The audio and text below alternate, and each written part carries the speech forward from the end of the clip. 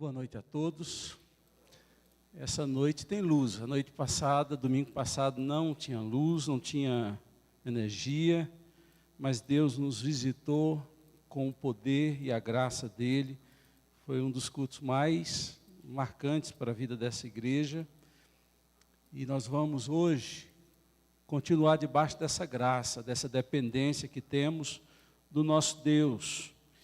E eu quero convidá-lo nesse momento a abrir na primeira carta de Pedro. É um texto muito importante, muito conhecido. Vai ser projetado esse texto.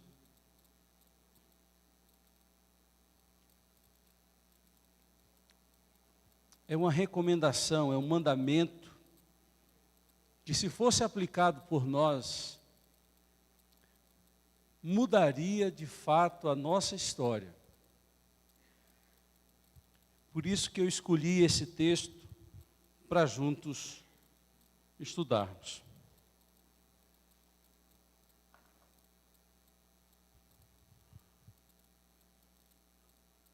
A versão diz: lancem sobre ele toda a sua ansiedade, porque ele tem cuidado de vocês. Vamos lá, todos juntos?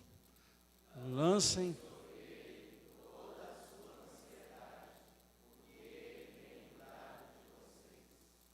Amém. Que o Senhor nos dê graça e entendimento para poder entender e viver esse pequeno versículo. Eu não sei quantos aqui assistiram o filme As Aventuras de Pi. Alguns levantaram as mãos, muito bem. É um filme clássico, ganhou alguns Oscars. E tem uma lição extraordinária.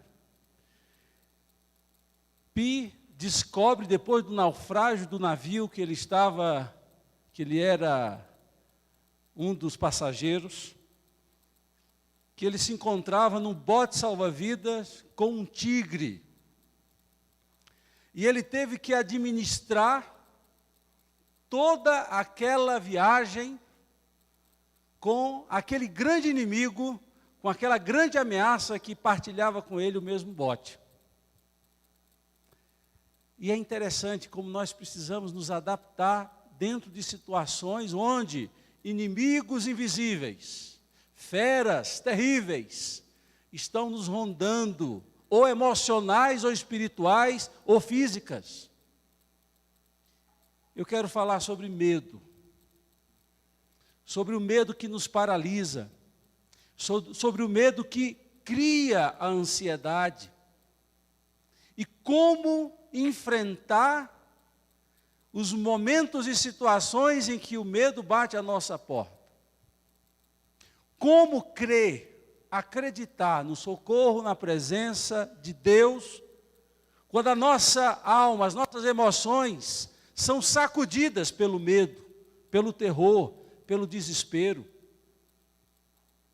Eu disse para vocês que o medo gera a ansiedade. Ansiedade é um sentimento descontrolado de algo que nós não sabemos controlar. Talvez o melhor conceito de ansiedade que eu já ouvi é: ansiedade é o medo do amanhã. Porque nós fazemos regularmente é trazer o amanhã para o hoje. E aí é uma tarefa inglória, ingrata. Por quê? Porque eu não tenho como fisicamente trazer o amanhã para o meu hoje. Isso acontece só no campo emocional e mental. O problema é que enquanto o amanhã não se tornar o hoje, eu não tenho como mudar o amanhã. E eu sofro antecipadamente aquilo que pode ser ou pode não ser. E na maioria das vezes eu sofro com o que não vai acontecer, com o que não pode ser. Porém o nosso coração definha, as nossas energias, a nossa força minguam. E nós perdemos a oportunidade de ter fé, de confiar, de esperar em Deus, porque somos invadidos pelo medo e Ele transforma alguém que poderia viver pela fé, transforma essa pessoa em uma presa fácil, em uma pessoa sem raízes, sem firmeza, sem olhos de águia, porque fomos vencidos pelo medo. Não quero demonizar todo medo. Há o medo bom. Não pense que todo medo é mal. O medo que nos causa cautela em chegar no precipício e dizer, isso aqui não é perigoso. O medo é bom quando preserva a nossa vida. O medo é bom quando nos faz parar. Por isso que a Bíblia fala que o temor do Senhor é o princípio da sabedoria. É esse respeito reverencial por Deus, de dizer, eu não vou entristecê-lo, é que nos faz continuar firmes em propósitos de andar com Ele, de depender dEle. Nem todo medo é mal. Mas o medo pode se transformar em fobia. Fobia é o termo grego para medo. E na psicologia, eles chamam de fobia o medo descontrolado, desgovernado, sem sentido, que muitas pessoas sentem. Esse tipo de medo precisa ser tratado, ou por meio de um profissional, quando a coisa chega a níveis que precisa muitas vezes de terapia, de remédio, ou dentro dos padrões normais, o medo precisa ser enquadrado pela Bíblia e pela nossa fé que devemos ter em Jesus.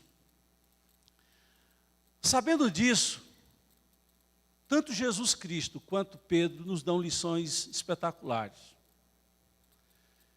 Entendendo que o medo pode bater a porta e que o medo pode se transformar em ansiedade, a Bíblia nos orienta a lançar sobre Ele, colocar sobre Ele, Deus, a nossa, a minha, a sua ansiedade, aquilo que está corroendo a sua esperança, a sua fé, aquilo que tem te paralisado, tem feito você deixar de sonhar. Isso é ansiedade.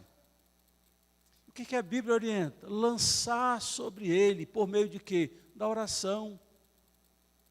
Lançar sobre Ele espiritualmente, Deus, eu não dou conta. Essa situação toda tem me paralisado, eu preciso que o Senhor me ajude. Quando a gente tira do coração, e a oração é capaz de fazer isso, eu não sei quantos já experimentaram isso. Está debaixo de um jugo, de um medo, de uma incerteza, e ir para a presença de Deus, colocando-se como incapaz de fazer e dar conta da situação. Reconhecer que tem medo e que precisa que Ele ajude. Lançar sobre Ele dizendo, eu não dou conta. Toma a frente, Deus, dessa situação, dessa tarefa tão árdua. E você sai desse momento de oração leve, em paz, tranquilo. Não porque resolveu-se o problema, mas porque a ansiedade não está mais sobre você. Você não vive agora com sobressaltos, com medo do que pode acontecer, porque está na mão de quem pode e quem sabe fazer. Lançar sobre Deus, é esse o desafio, a nossa ansiedade. E vem uma razão lógica, espiritual, porque Ele tem cuidado de nós. Se a gente for fazer uma avaliação, quantas coisas ruins que nós pensamos que iria acontecer, eu falo isso de forma percentual, quantas de fato aconteceram, você vai descobrir que pouco do que você achava que iria acontecer, de fato aconteceram.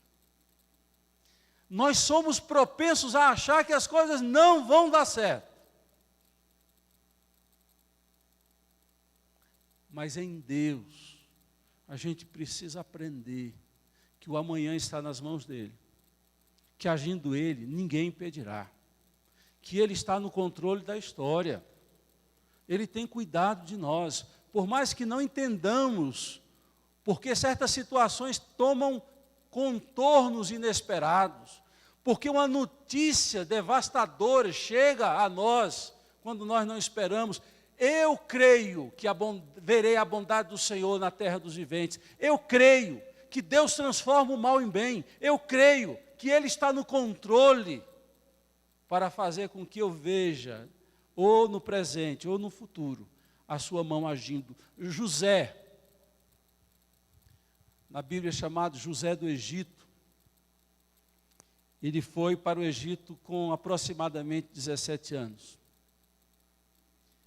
Rúben, um dos seus irmãos mais velhos, depois de mais de 13, 14 anos, descobre que o irmão está vivo, mas antes de descobrir, eles estavam entrando numa crise de consciência. Quem conhece a história sabe que José começou a trabalhar as memórias dos seus irmãos que queriam matá-lo, e porque desistiram de matá-lo, ele estava dentro de uma cisterna seca, foi vendido como escravo para o Egito. E Rúben falava: não víamos o desespero dos seus olhos, quando ele estava dentro daquela cisterna? Se tinha uma coisa que Rúben lembrava, era do desespero, o medo nos olhos de José. Eu fico imaginando José, a partir do capítulo 37 de Gênesis, se eu não estou esquecido, José, ele pensa que o fim dele é no fundo daquela cisterna. Que ele não tinha jeito. Aí Deus diz: não é no fundo da cisterna.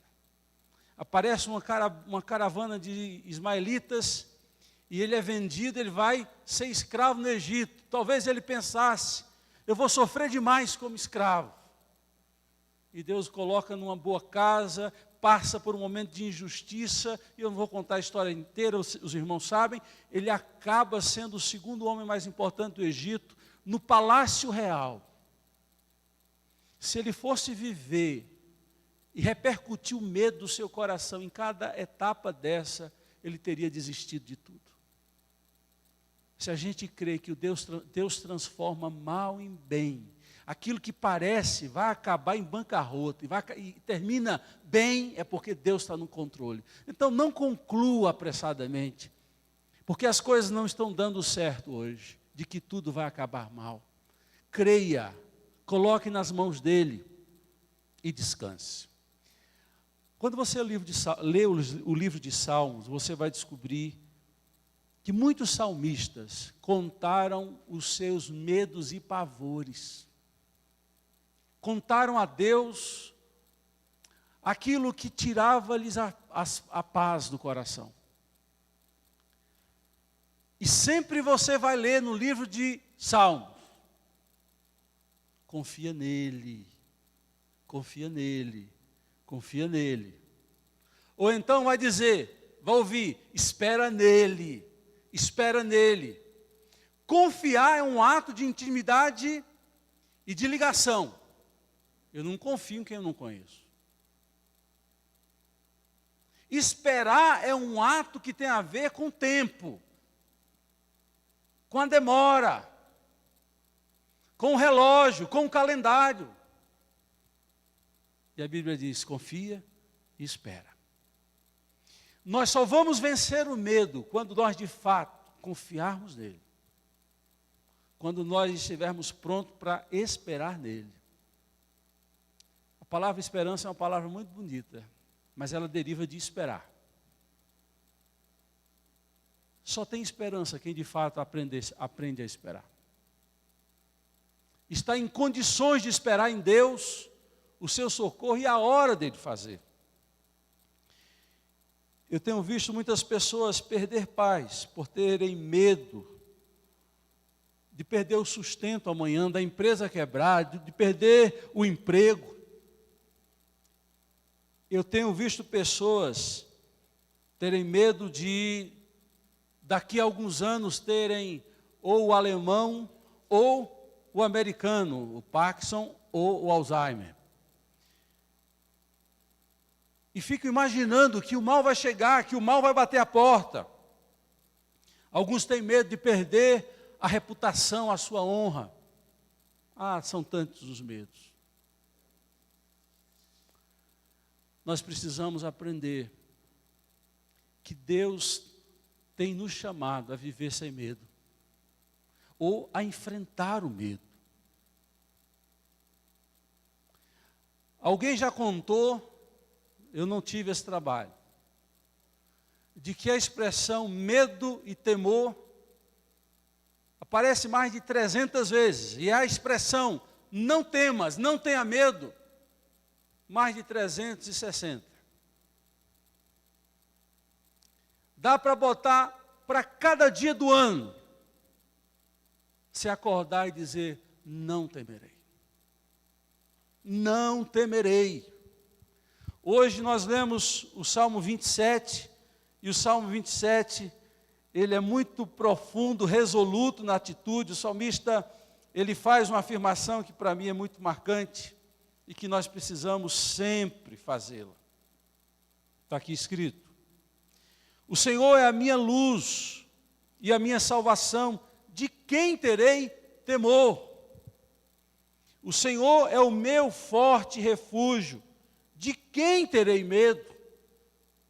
Quando os homens maus avançarem contra mim para destruir-me, eles, os meus inimigos, os meus adversários, é que tropeçarão e cairão.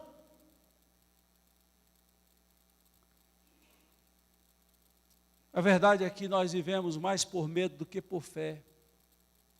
O crente é chamado para inverter essa lógica da vida dos homens, dos humanos. Nós somos chamados para viver pela fé. E não é simples e não é fácil. Se você não confiar, não entregar, você não vive. Você vai ser solapado diariamente pelo medo se não acreditar que Deus está no controle de todas as coisas. Se não tratarmos o nosso coração, o medo pode virar algo pior. É uma distância mínima de um degrau entre prudência e paranoia. Enquanto que o medo pode trazer prudência, a paranoia traz desespero. E eu poderia fazer uma lista, diferenciando a prudência da paranoia. A prudência usa cinto de segurança, a paranoia evita andar de carro.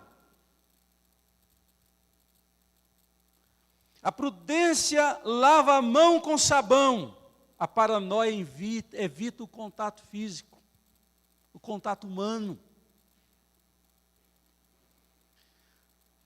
A prudência economiza para o futuro, a paranoia ajunta lixo, acumuladores.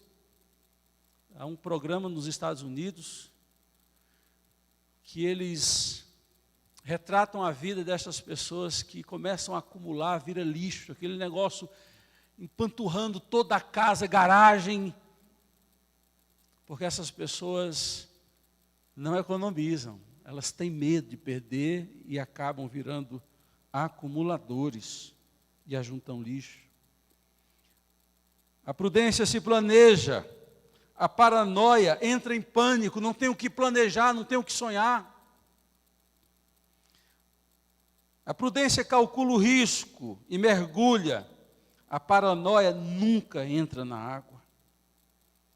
E você vai encontrar muitas pessoas que já estão andando para a direção da paranoia, que já estão quase vivendo fobias, porque pensam que a vida espiritual não tem uma proposta para o medo. Sim, tem. É viver pela fé, é confiar em Deus, é esperar nele, é lançar sobre ele as nossas ansiedades.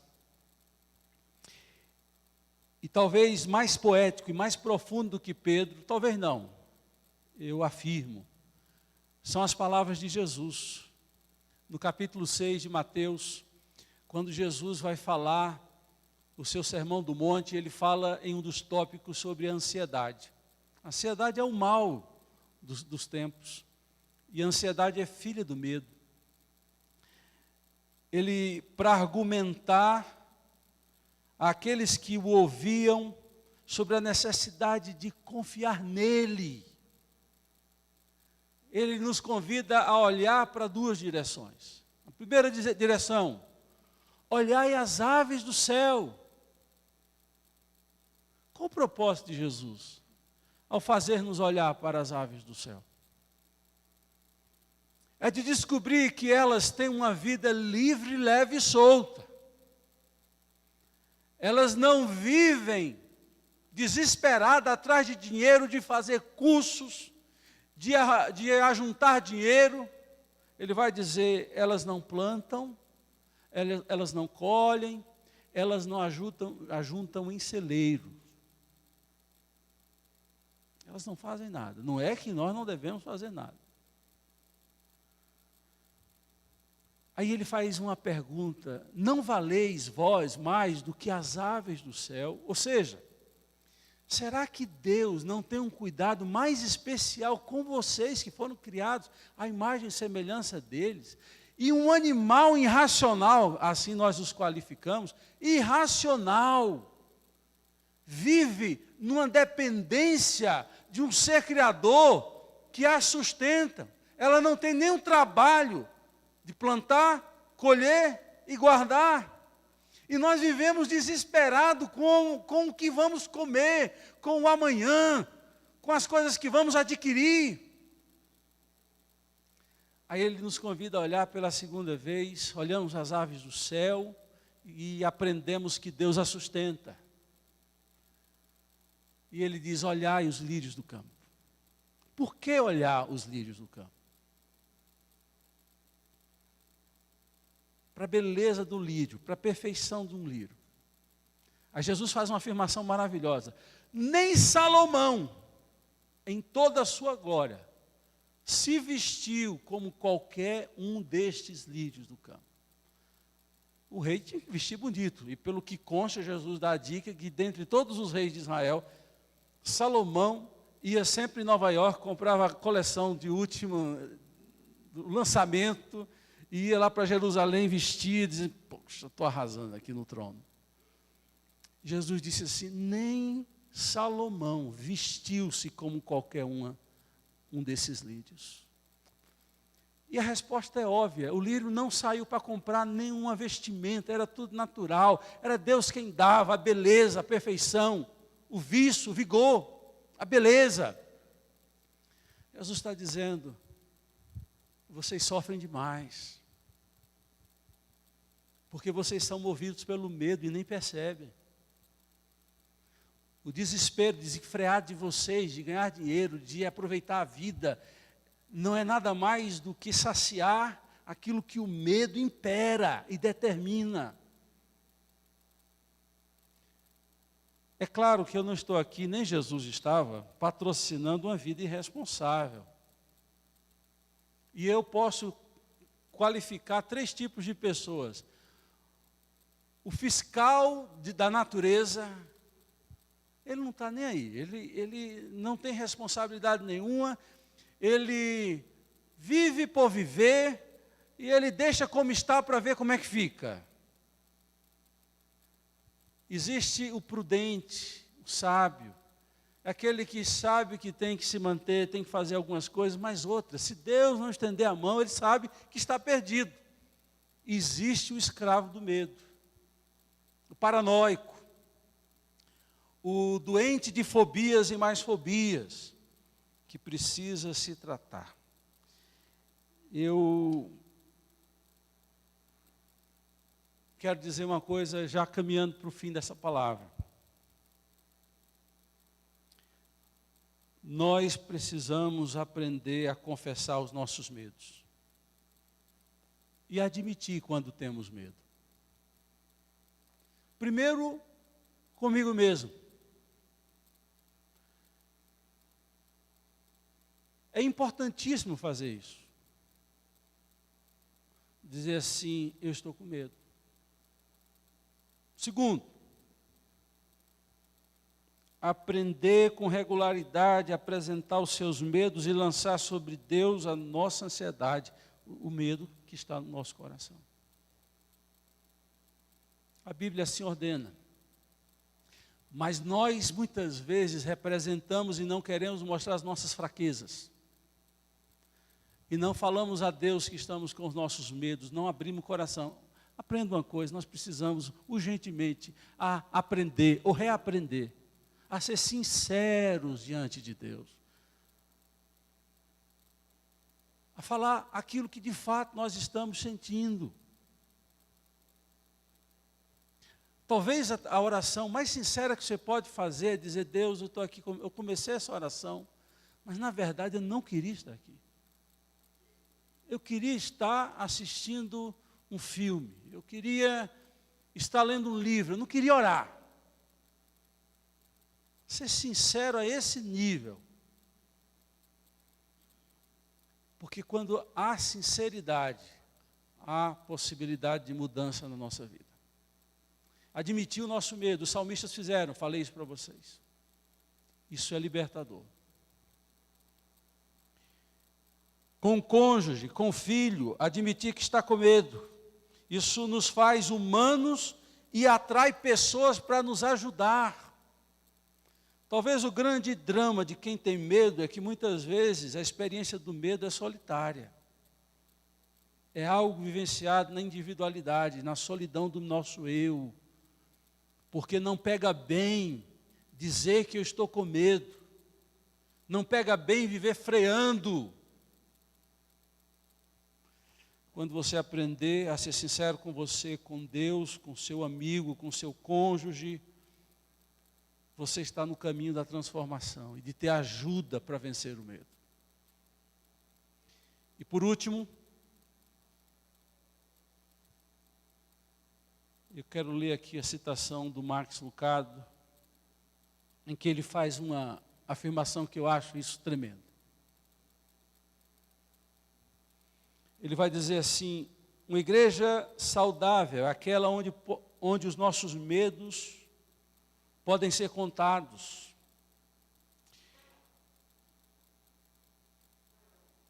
Nós os derretemos à luz do sol da confissão. Nós os extinguimos com a cachoeira da adoração, escolhendo olhar para Deus e não para os nossos medos. Eu concordo com ele. Preste muita atenção no que eu vou dizer, é muito importante. Às vezes o contexto religioso, a convivência espiritual, pode disfarçar. E nós usamos muitas vezes bons disfarces para dizer que estamos bem, porque parece que admitir que estamos mal não vai fazer bem para a gente num relacionamento religioso espiritual.